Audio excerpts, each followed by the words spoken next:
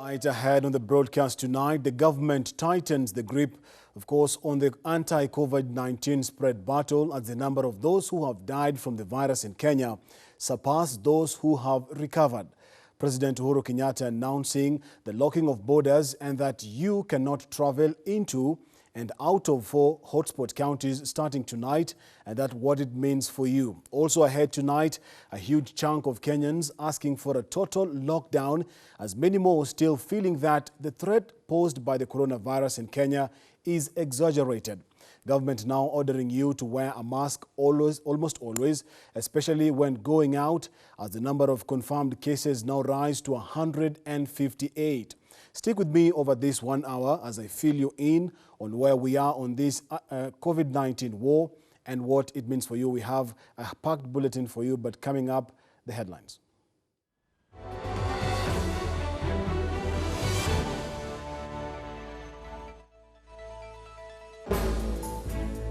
Grounded in the capital, government locks down borders of 4 COVID-19 hotspot counties from tonight as the numbers continue to soar. We have tested a total of about 4,277 persons. And today, we have an additional 16 persons turning positive, making our national total 158. Who's the boss? A fresh battle of the old and the new as Sonko and Badi battle over the management of county functions. And lock us down. A huge chunk of Kenyans now want President Uhuru Kenyatta to lock the country down to stop COVID-19 spreading.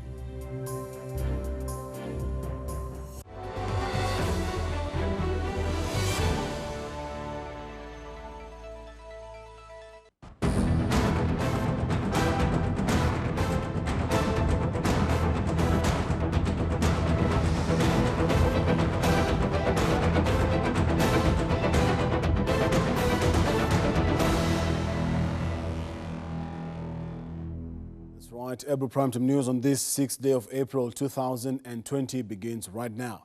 Good evening and welcome aboard. My name is Kenneth Kazungu. Our sign language interpreter for tonight is Joyce Werimo. Now we are in that place where every option is on top of the table as we seek to grapple with the growing threat within. And starting tonight, you will not be allowed into and out of 4 COVID-19 hotspot counties of Nairobi, Kilifi, Kwale and Mombasa. The virtual lockdown that will last for 21 days is aimed at curbing the spread of the virus, which has so far killed 6 people in the country. Jeff Kaemba breaks down the restrictions which have come with some border realignments. It's exactly 26 days since the first case of the coronavirus was reported in the country, a pandemic which has hit the country so hard, killing 6 people and infecting more than 158. Despite the government putting in suitable measures to curb the virus, the deadly coronavirus has continued to spread like bushfire across the country, with Nairobi being a hotspot with 82% of the infections. In his third of the State of the Nation address over the coronavirus pandemic, President Uhuru Kenyatta, in a hard-hitting statement, hammered Nairobi, Kilifi, Kwale and Mombasa dwellers after they were ordered not to make in and out movement to other counties. To contain and limit the spread of the disease to other parts of the country, number 1, that there shall be cessation of all movement by road, rail, or air in and out of A, the Nairobi metropolitan area. With the new order beginning on Monday 7 p.m., President Uhuru Kenyatta announced Nairobians shall only operate within the designated areas under the Nairobi metropolitan area. The movement from Monday for the Nairobians will only be restricted to parts of Kiambu County up to Chania River Bridge in Thika, including Rironi, Tendero, and Kiambu Town. At the border of the Machakos County, Nairobians have been restricted up to the river, including Katani. On the other hand, the part of Kajiado County, including Kitengela, Kiserian, Ongata, Rongai and Ngong Town, have been put under the Nairobi metropolitan area. The cessation of movement within the Nairobi metropolitan area shall be for an initial containment period of 21 days with effect from 7 p.m. Monday, the 6th of April, 2020. That is today. Apart from Nairobi County, the residents of Kilifi, Kwale and Mombasa counties were caught between a rock and hard place in the new raft measures of the cessation imposed by President Uhuru Kenyatta. The cessation of movement within the counties of Kilifi, Kwale, and Mombasa shall be for an initial containment period of 21 days with effect from 7 p.m. on Wednesday.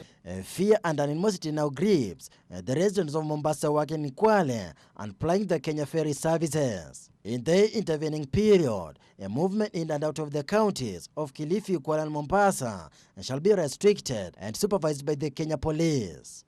Any person, passenger carrying bicycles, motorcycles, scooters, automobiles, vehicles, vessels, railway wagons, or aircraft shall not be allowed in and out of the Nairobi metropolitan area and the counties of Kilifi, Kwale, and Mombasa.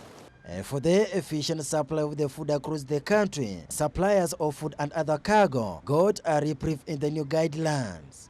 However, any cargo carrying vehicles or vessels shall be assigned a single driver and designated assistants. 82% of Kenya's reported cases of COVID-19 have been in respect of residents of the Nairobi metropolitan area, that 14% have been in respect of residents of Kilifi, Kwale, and Mombasa.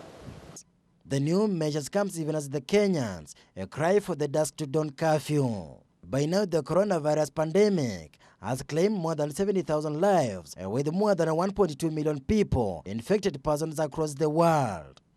These additional measures do not in any way vary the existing restrictions and measures, including the daily nationwide curfew.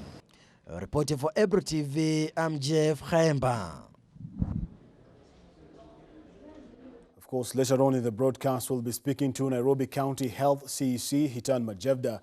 Of course, we're discussing these new measures and if they will do anything at all to stop the spread of COVID-19. But another story before that, and 2 more people have died from the coronavirus here in the country, bringing the death toll to 6. President Uhuru Kenyatta, in his address to the nation, announced an additional 16 confirmed coronavirus cases, bringing the number to 158. Dana Rachel Mbugwa with the numbers. As the government continues to caution Kenyans on measures to prevent the spread of the coronavirus in the country, the numbers are by the day increasing, even as the Ministry of Health continues to emphasize that the virus is now spreading through community transmission. Community transmission means that the disease is no longer imported from the outside, but is here with us.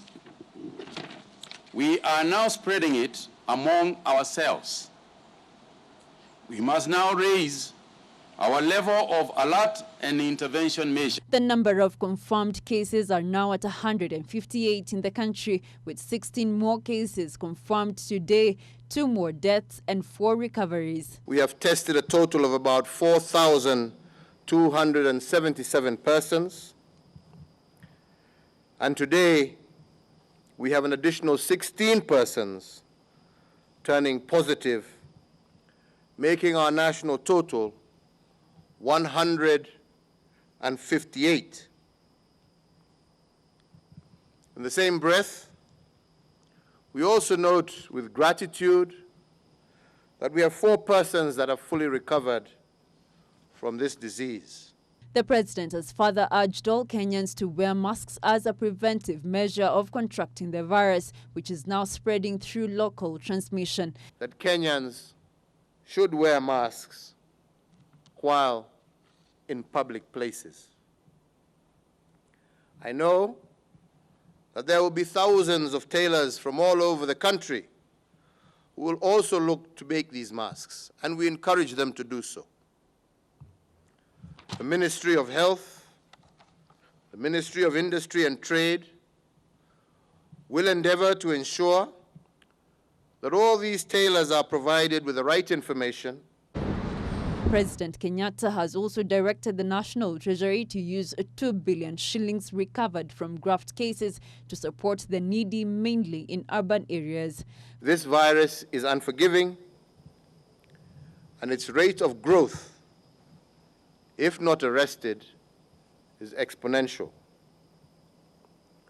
Yet because it cannot be smelt, it is an enemy that can easily convince you that life can continue as normal.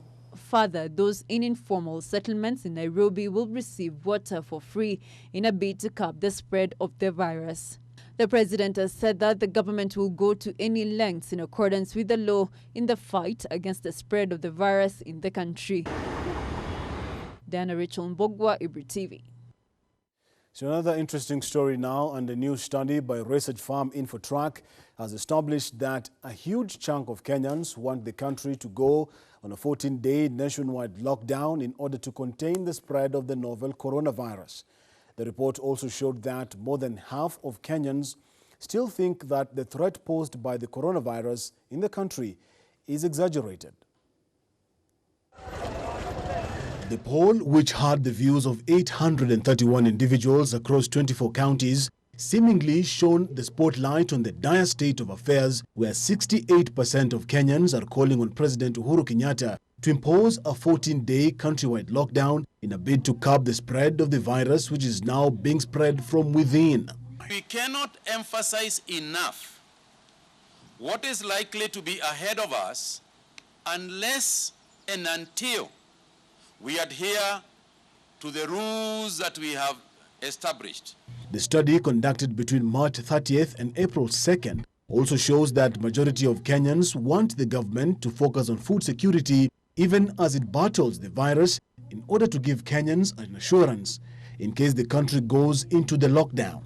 The government has already imposed a raft of measures to curb the spread of the virus, including a dusk to dawn curfew, after it emerged that community transmissions are on the rise. If these measures are deemed to be inadequate, we shall, without hesitation, take even further and more drastic measures to ensure that the cardinal duty of the government and the state, which is the protection of life and property, is assured. The government has been having an uphill task in efforts to limit the spread of the killer virus, which has so far claimed the lives of tens of thousands worldwide. We are suffering from cases of indiscipline, and Kenyans are exhibiting a very indisciplined behavior, and this is going to cost us. A bigger mountain, however, lies ahead for the government. Tutakataa na tutaenda demonstration tukiwekewa lockdown. Tutakaa kwa nyumba. Hatujakataa. Tutakaa kwa nyumba. Tuta maintain hiyo yenye wanasema. Lakini watupee pesa ya kutufanyia watoto budget na sisi tufanye budget. Because if it is done, then we poor people will not have, already we have not bought any stock of food. Ni kama sisi wakazi wa kijiji, ikiwa tutafungiwa chini, hatuna mafriji ya kuweka chakula, maybe wale watu wajuu wameshafanya shopping, wameweka kwa manyumba zao. Even as those in the hospital maintains that the virus is real. Msiseme serikali sijui inatufungia, but what I can tell you Kenyans, hii kitu ni real. I can tell you for fact, if I was not brought to hospital, I'll be dead. Now, Kilifi Deputy Governor Gideon Saburi will spend 3 more nights in police custody, awaiting a ruling on his bail in a case where he is accused of defying COVID-19 self-quarantine directives. The prosecution had sought to detain Saburi for 14 more days at the Manyani Maximum Prison to protect him from the wrath of Kilifi residents who were angered by the Deputy Governor's actions and hence could be subjected to mob justice if released. Kilifi Deputy Governor Gideon Saburi was today arraigned for disregarding the government's directive to go into self-quarantine after entering the county from a nation with confirmed cases of coronavirus. The prosecution sought to detain Saburi for 14 days at the Manyani Maximum Prison pending completion of investigation. According to the prosecution, Kilifi residents were angered by the Deputy Governor's action, hence he could be subjected to mob justice if released. That need a very well-reasoned ruling, which I cannot do as at now. So I'll deliver my ruling on 9th, that's on Thursday, 9th of April at 10 a.m. In the meantime, the suspect shall remain in custody at Port Police Station. Saburi further added that there is also no evidence of anger by Kilifi residents towards him, saying the 14 days police are seeking to detain him, he will be in self-quarantine anyway, as directed upon his discharge, hence he will not interfere with the investigation. Suspected to have attended social places between, or rather in the Bamburi area, during the time he was supposed to be in self-isolation. And so all the investigations into that are ongoing, and they take time because of the nature of people leaving, entering and leaving such places without necessarily leaving their details. Mombasa Chief Magistrate Edna Nyaloti thus resorted to detain the said suspect for 3 more days as he awaits his bail hearing. To your knowledge, when do investigations begin? Of this matter? Yes. Well, the investigation began on the 3rd. On the 3rd? Yes. He refused? Yes. By refusing, meaning he said he will not record a statement? He said he will not record a statement. He said he will not record a statement. Yes. Have you put that in your affidavit? Saburi, through his lawyer, however, opposed the prosecution prayer to detain him for 14 days, saying it will be illegal as he has not been charged yet. Saburi is facing a fine of up to 30,000 Kenya shillings or a jail term of not more than 3 years. Abdiaziz Oshimi, Brew TV. All right, at this particular point in time, let's take our first break here at Ebro Primetime News. When we come back, we'll have more stories, including that interview with Nairobi Health CEC on the new measures announced by President Kenyatta today. You want to stick around for that. All right, welcome back, and thank you for staying with us. We're going straight right into that conversation I told you earlier with Nairobi Health CEC, Bwana Hitan Majevda. Good evening, Waziri, and thank you so much for your time this evening. Good evening. Okay, Waziri, we want to have a brief discussion about the measures announced by President Uhuru Kenyatta. And first off, right from the bat, I'm going to ask you, 26 days later, 158 cases and 6 deaths. Can these measures, Waziri, then be termed as too little, too late? Not really, because you see, a lot of things have to be taken into consideration. The numbers does not justify a total lockdown. Waziri? Yeah, the numbers do not justify a total lockdown. So, Waziri, there has been this talk about persons not being able to come out of Nairobi or not being able to come into Nairobi. We're seeing Nairobi here taking 86% of the 158 cases confirmed so far. What can you say has been the reason why Nairobi is seeing these unprecedented numbers? And as the Nairobi County leadership, what are you planning in the days from now?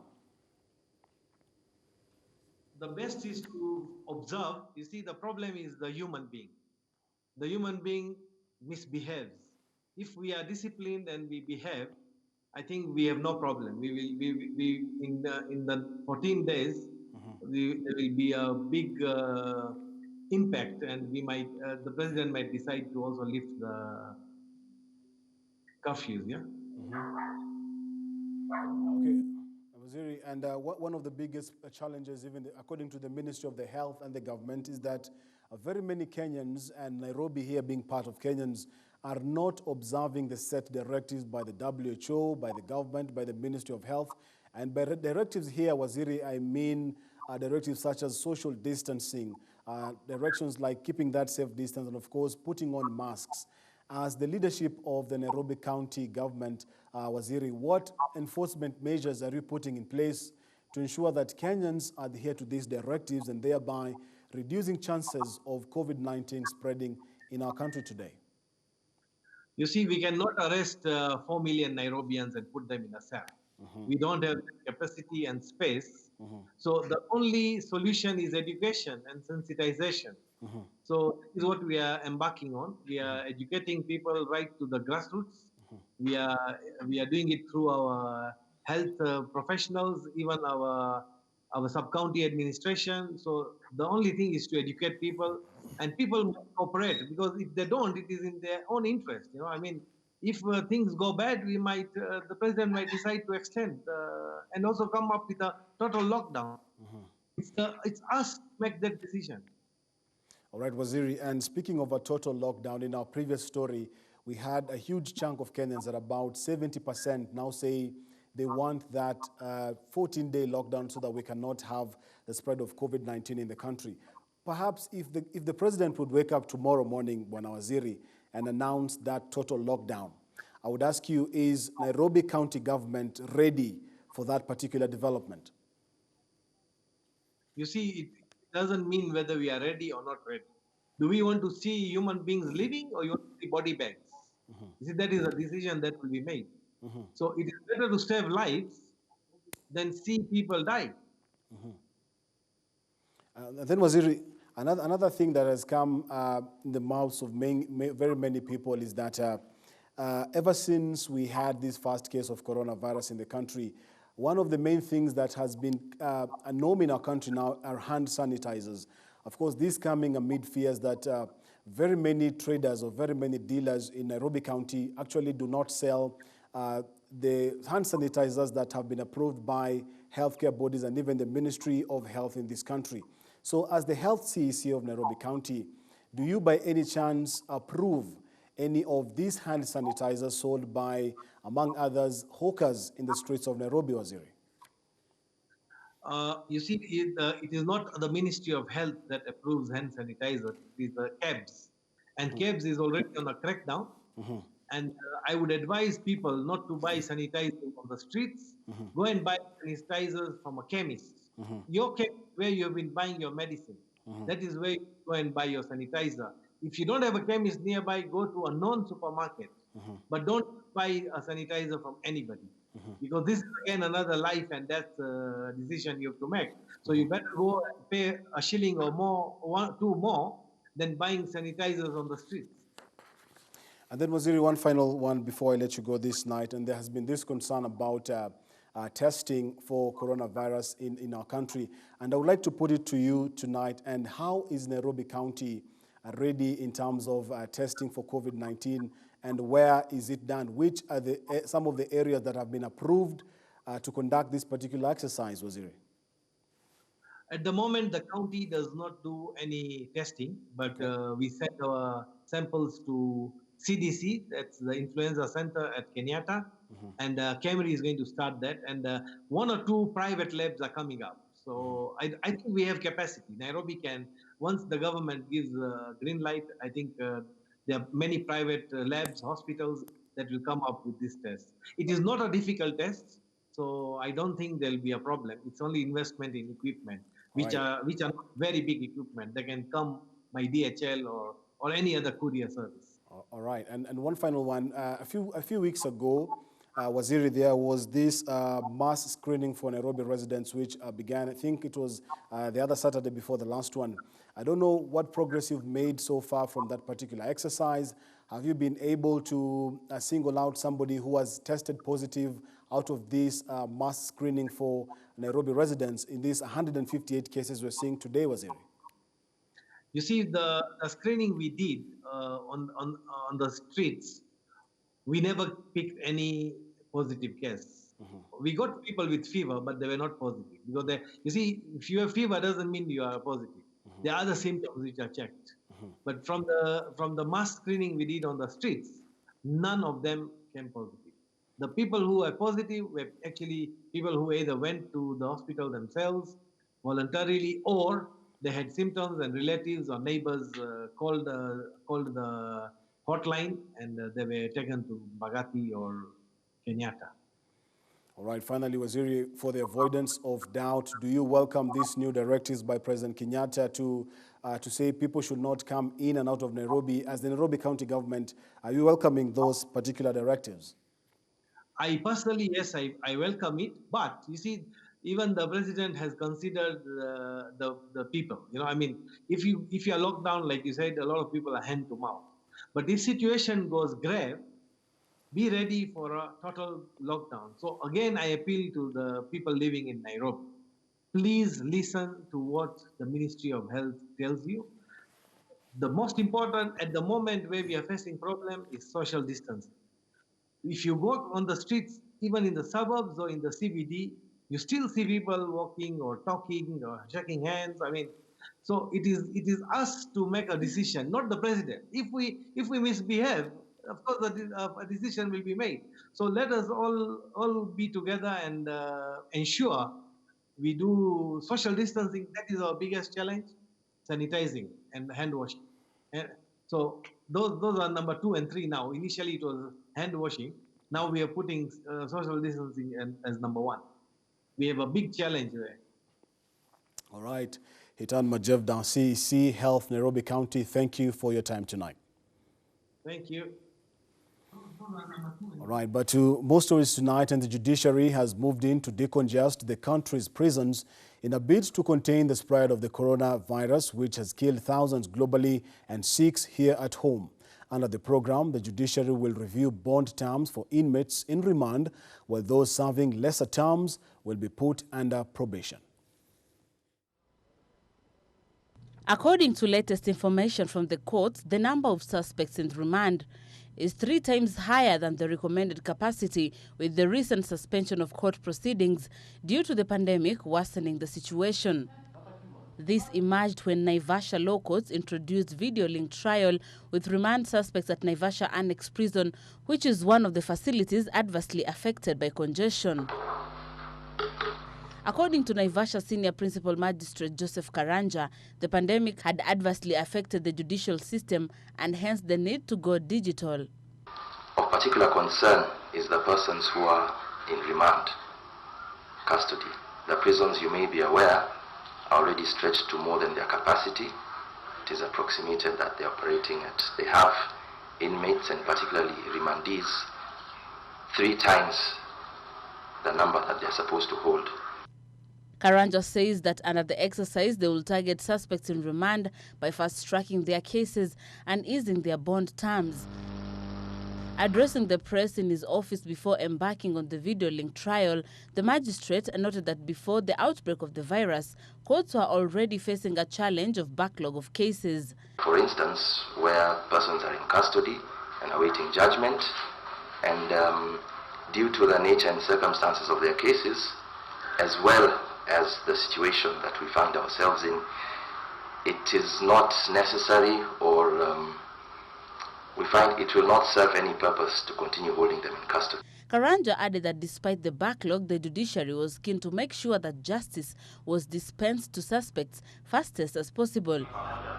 He admitted that with the high number of remands in the prisons, it will be impossible to observe the social distance as directed by health officials. If the decision is adverse, we shall look at ways to rather than keep holding them in custody, because incarceration at this moment, as we have said, we are trying to reduce the numbers in prison. Incarceration will not help, so we are doing this as a means of decongestion, and also as a means to keep the justice system moving. On the video link technology, he noted that other courts, mainly in the coast, had embarked in their use of technology, which allowed the courts to proceed with their services. During the session in Naivasha, a 54-year-old suspect, Harrison Gisheru, who had been in remand for over a year for an offense of stealing livestock, was set free. Busara Naman for Ebru TV.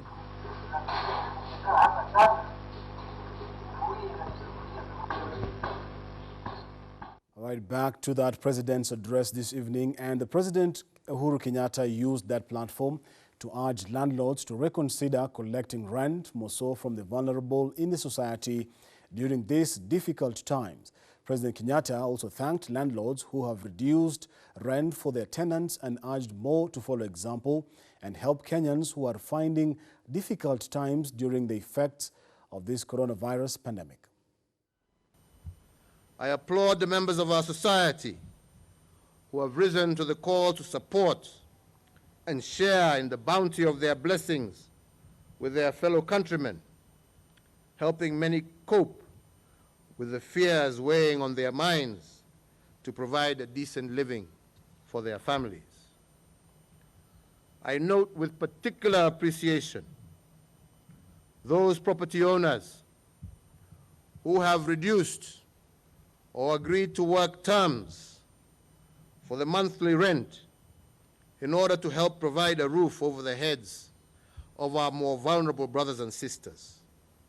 And in that regard, I wish to urge all others to emulate this great example and not put our people in even more vulnerable situations as we face this current pandemic. This is truly a time for compassion. This is truly a time for understanding. Of course, staying on that particular front, and the president also saying that Kenyans should not board during these times of working from home.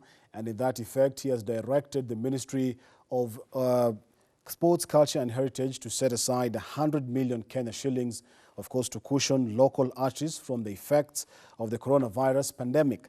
Addressing the nation on the state of the COVID-19 outbreak in the country, President Kenyatta said the 100 million Kenya shillings fund will allow artists, actors and musicians to continue entertaining the public through TV, radio and the internet. At the same time, the head of state announced that effective this week, all local artists will be earning a total of 200 million shillings per month, which will translate to an annual payment of 2 billion Kenya shillings. Starting this month, all our local artists will be earning a total of Kenya shillings 200 million per month that will be paid to musicians through the system and other platforms that we have developed. This shall translate this year to over Kenya shillings 2 billion going into the pockets of our young artists and young Kenyans. These payments will begin this week in line with the pledge that I made in January. I also further direct the Ministry of Sports, Culture and Heritage to avail an additional support of Kenya shillings 100 million from the Sports Fund to our artists, actors and musicians during the period of the COVID-19 pandemic, so that they may continue to entertain their fellow brothers and sisters through TV, radio, and the internet. To the level of preparedness in counties now, and a member of Nyumba Kumi initiative was allegedly killed in Kitutu Churches South in Kisii County, while 2 others are nursing serious machete injuries after they were attacked while on patrol to enforce the ongoing curfew.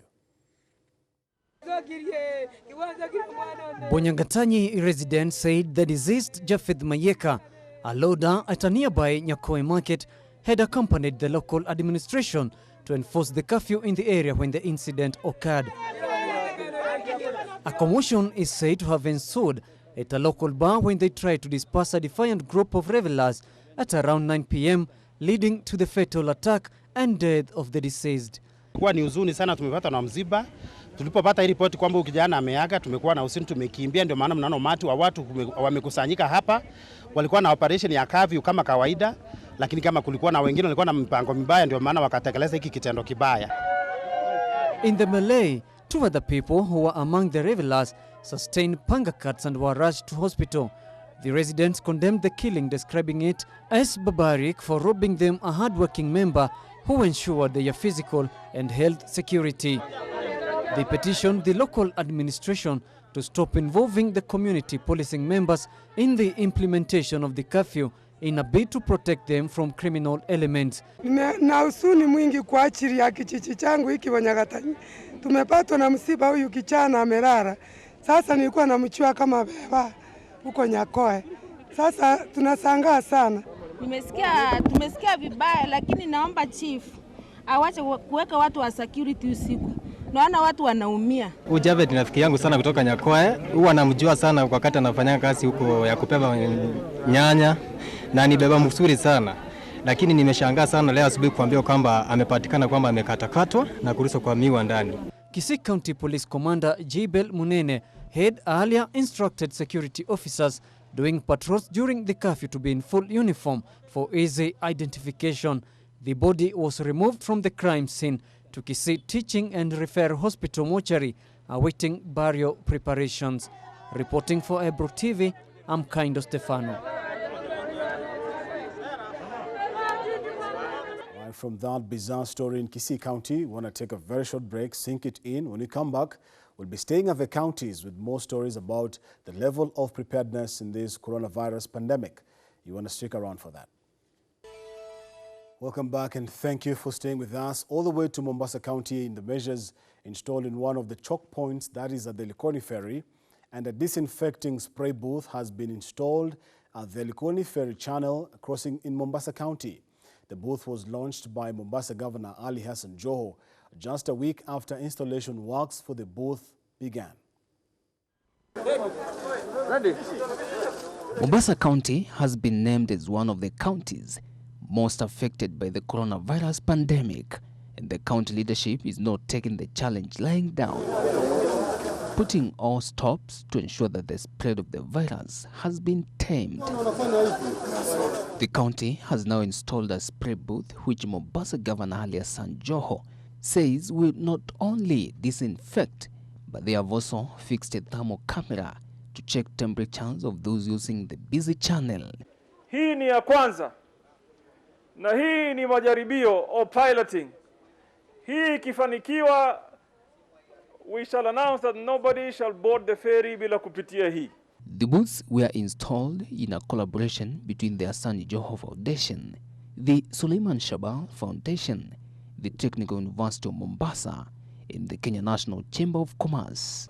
Lakini we will be at a point where we now supply adequate equipment and adequate chemical to be able to ensure that both sides of the ferry, whether you are in the south or here, when you've crossed the other side, you will have to go through this equipment, this tunnel, for you to be able to be disinfected. According to the Mombasa governor, the booth, which was imported in China, is a pilot project that would help pave the way for the installation of a bigger project that would make it mandatory for the ferry users to disinfect themselves.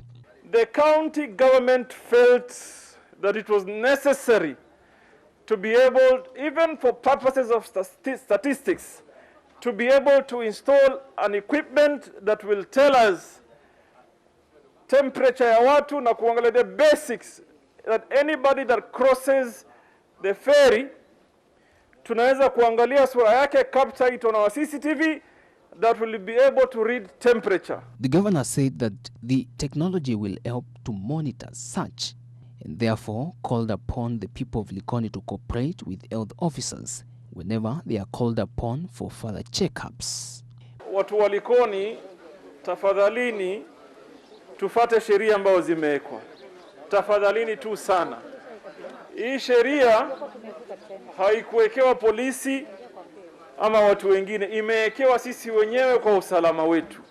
So please, nawaomba tafadhalini tufateni sheria. Msitoke nje usiku. Mwenda kutafuta nini usiku? Mwatoka nje kutafuta nyinyi kama mna mabibi kani nao kuna ndani ya nyumba. Na mabibi kama na bwana, kaeni huko, hii ni time ya kutengeza watoto, sio kuzunguka.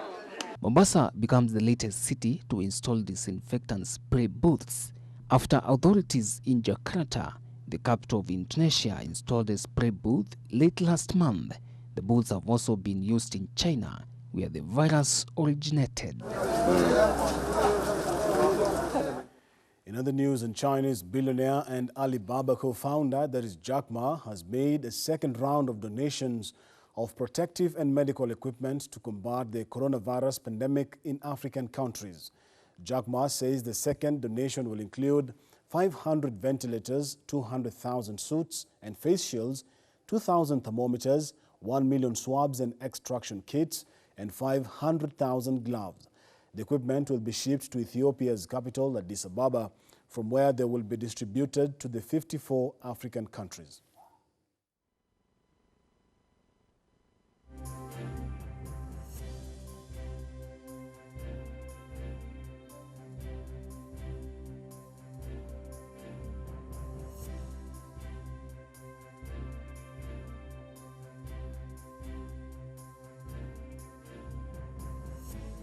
All right, back to the capital on a total different ballgame altogether, and Nairobi Metropolitan Services boss Major General Mohammed Badi has dismissed Nairobi Governor Mike Sonko's claims that he is overstepping his mandate. The fresh battle of the old and the new coming after Governor Mike Sonko accused the defiant Major General Badi for the implementation of the deed of transfer of functions in an atrocious and repugnant manner. The battle between Nairobi Governor Mike Sonko, Nairobi County Union workers and the Nairobi Metropolitan Services under Major General continues to create a stir.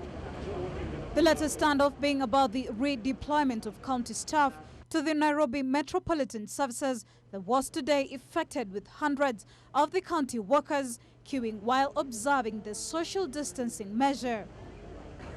While leading the exercise of the issuance of the letters to the county workers, Major General Mohammed Badi refuted claims that he was overstepping his mandate for directing the transfer of the county workers to the Nairobi Metropolitan Services. He actually saw it happening at KICC and decided to advise the staff not to come.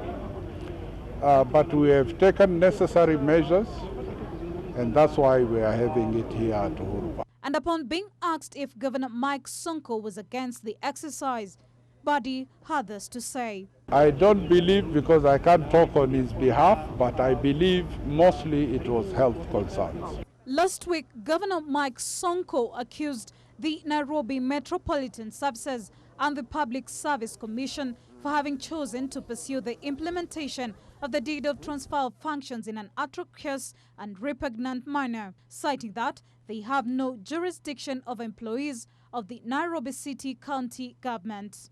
Despite Governor Mike Sonko's effort to ensure that the redeployment exercise for the Nairobi County workers is not effected, while on the other side, the Nairobi Metropolitan Services seems to be stopped at nothing amidst the COVID-19 pandemic. Milia Kisenya for Ebru TV. Now, across our borders now, UK Prime Minister Boris Bojo Johnson says he's in good spirits after spending the night in hospital battling with coronavirus. The Prime Minister was taken to the St. Thomas Hospital in London last evening with persistent symptoms, including a temperature, fever and a cough. The Prime Minister's official spokesperson said that he remained in hospital under observation and described Russian reports that Johnson had been placed on a ventilator as disinformation. He said to remain in charge of the government, although Foreign Secretary Dominic Raab chaired today's coronavirus meeting. Last month, the Prime Minister's spokesperson said that if Johnson is unwell and unable to work, Dominic Raab, as the first Secretary of State, would stand in.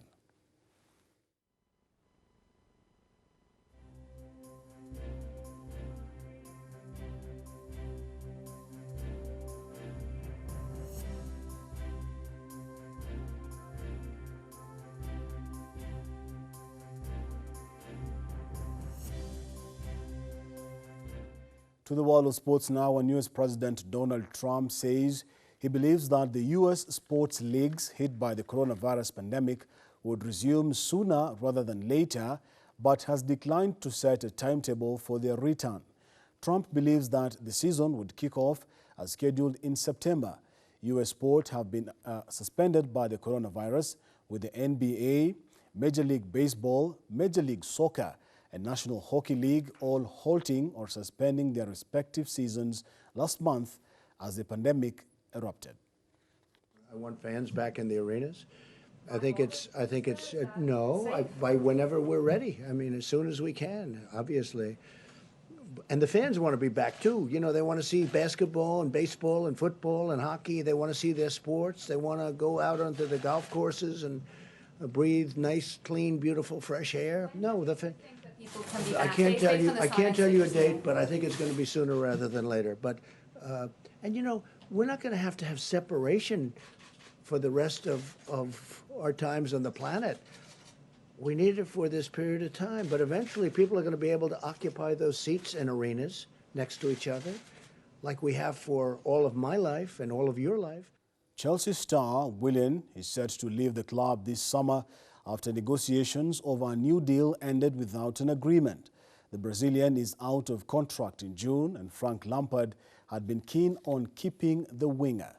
However, Chelsea has a policy of only offering short-term contracts to players over the age of 30 and were only willing to offer the 31-year-old Willian a 2-year extension. The Brazilian is instead seeking a new 3-year deal, and there had been hope that the two parties will come to a compromise. Willian joined Chelsea from Shakhtar Donetsk in 2013 after agreeing to join rivals Tottenham in a €30 million deal. Mikel Arteta is searching for low-cost additions this summer as the Gunners look set to miss out on Champions League football.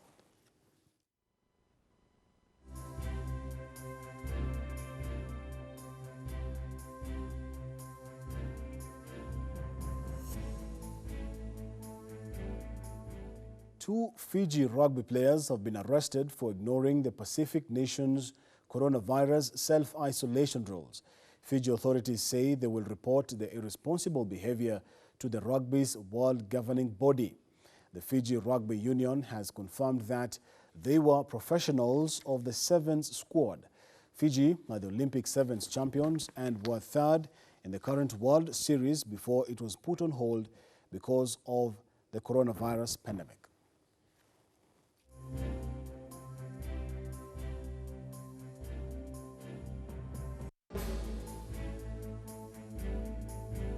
Of course, and that is Ebru Primetime News on this 6th day of April 2020. On behalf of the super amazing team that has helped put this bulletin together, thank you so much, Kenneth, for watching. Of course, keeping the messages we've been given by the government, the Ministry of Health, to observe social distance, wash your hands, put on a mask when you're going out, stay at home, and only go out if you must do that. Our responsibility here as Ebru TV is to ensure that we give you the information, credible, truthful information about this whole coronavirus pandemic. From me and from the entire team here is good night. See you soon. God bless. My name is Kenneth Kazungu. Our sign language interpreter for tonight is Joyce Warim.